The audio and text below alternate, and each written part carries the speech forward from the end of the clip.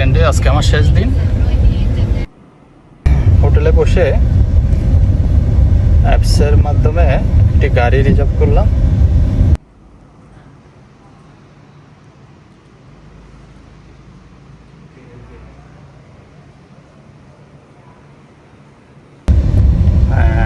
গাড়িটাই মাত্র আসলো, এই মাত্রই গাড়িতে উঠলাম।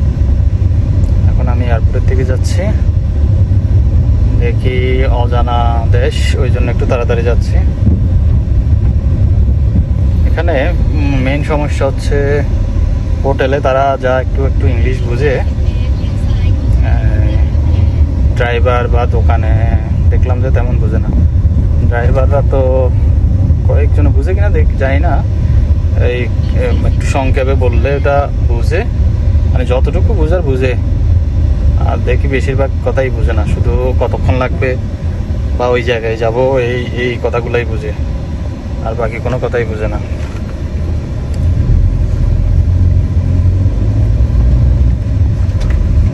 এখন আসছে ড্রাইভার একজন, ওনার সাথেও কথা বলে দেখি কথা বুঝে কিনা।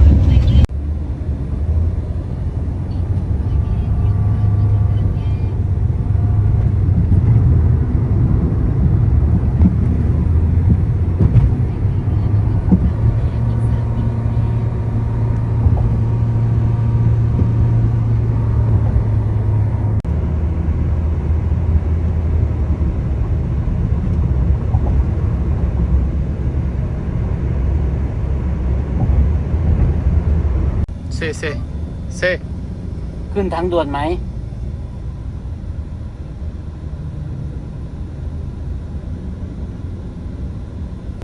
as you wish।ตามที่คุณต้องการ এখন আমি হচ্ছি এক্সপ্রেস হাইওয়েতে। কিছুক্ষণ আগে যে আমাকে ড্রাইভার সাহেব বললো যে একটা জিনিস দেখালো ট্রান্সলেশন করে মোবাইলে, উনি এই হাইওয়ের কথাটাই বলেছিলেন। এখন হাইওয়েতে উঠে গেছে, হাইওয়ে ধরে এয়ারপোর্টের দিকে যাবে।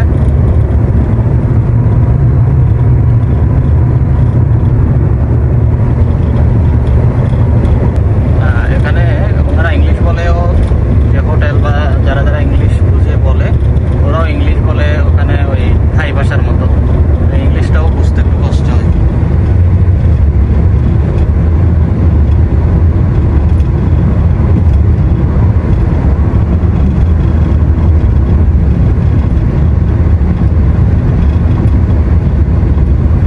এবার দেখি আর কতক্ষণ লাগে।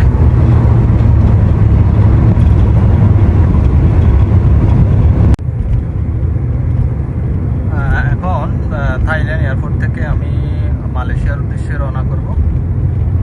আমার মালয়েশিয়ার ভিসাও ছিল, থাইল্যান্ড এবং মালয়েশিয়ার ভিসা নিয়েছিলাম। থাইল্যান্ডে তো আমি একাই আসছি এবং পরিচিত কেউ ছিল না, তারপর